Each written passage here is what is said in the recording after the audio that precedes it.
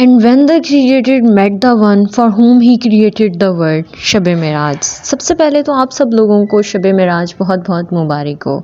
جیسا کہ آپ سب لوگ جانتے ہیں کہ اس روز حضرت جبرائیل علیہ السلام حضور صلی اللہ علیہ وآلہ وسلم کے گھر تشریف لائے اور انہیں اللہ تعالیٰ کا پیغام دیا، جس کے بعد انہوں نے مختلف جگہ کی سیر کی، جیسا کہ خانہ کعبہ، پھر مسجد اقصیٰ.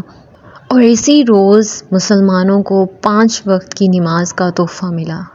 کسی نے پوچھا کہ محبت کیا ہے؟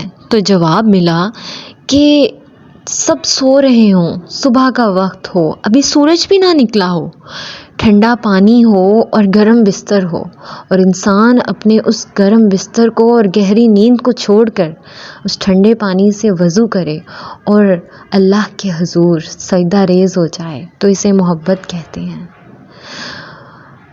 فرشتوں نے ایک بار اللہ تعالیٰ سے پوچھا کہ اگر کوئی نیک، کوئی برگزیدہ بندہ آپ سے دعا مانگتا ہے تو آپ کیسے اسے رسپانس کرتے ہیں؟ تو اللہ تعالیٰ نے فرمایا کہ میں اسے کہتا ہوں لبیک.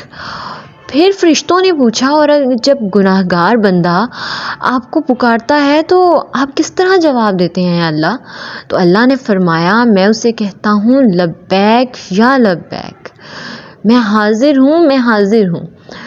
تو فرشتوں نے پوچھا کہ یہ عجیب بات ہے کہ وہ جو نیک بندہ ہے، جو آپ کی عبادت کرتا ہے، آپ اس کو صرف ایک بار بس لبیک کہتے ہیں اور گناہ گار کو 2 بار لبیک کہتے ہیں. تو اللہ تعالیٰ نے فرمایا کہ جو نیک ہے اسے تو میری پتہ ہے بڑائی، اسے پتہ ہے کہ میری رحمت کیسی ہے، میری نعمت کیسی ہے، اور وہ مجھے پکار رہا ہے یہ سب کچھ دیکھ کے. اور جو گناہ گار ہے اسے تو میرے بارے میں نہیں پتہ، وہ مجھے بغیر میری رحمت کو جانے ہی پکار رہا ہے، تو کیسے میں اسے واپس لوٹا دوں؟ کیسے میں اس کو لبیک یا لبیک نہ کہوں؟ اسی طرح بہت سے فضائل ہیں، بہت سی چیزیں ہیں. اللہ تعالیٰ نے قرآن پاک میں نماز میں جو سکون رکھا ہے وہ اس دنیا میں کسی کونے میں نہیں ہے. اسی لیے کہا جاتا ہے کہ جتنا ہو سکے آپ قرآن اور نماز کے قریب رہیں، اور اس رات میں نماز پڑھنے والے کو، عبادت کرنے والے کا درجہ بہت بڑا ہے. تو میں آپ سب لوگوں کو یہی ایڈوائز کروں گی کہ اس روز، اس رات کو یوں ہی نہ جانے دیں. یہ سال میں ایک بار آتی ہے. اپنے سارے کام چھوڑ کے بس اس ایک رات کے لیے اپنے سارے کام چھوڑ کے اللہ کے حضور حاضر ہوں، اس کو سجدہ کریں، اس کے لیے، اس کی رحمتوں کے لیے تڑپیں.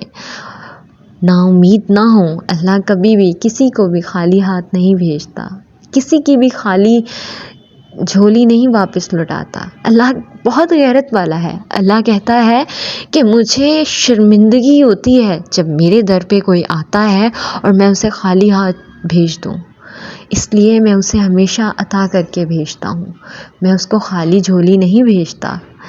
تو آپ اللہ سے مانگیں، اس یقین سے مانگیں کہ وہ ضرور دے گا. کبھی بھی ایسے نہ کہیں کہ اللہ تو چاہے تو مجھے یہ دے دے.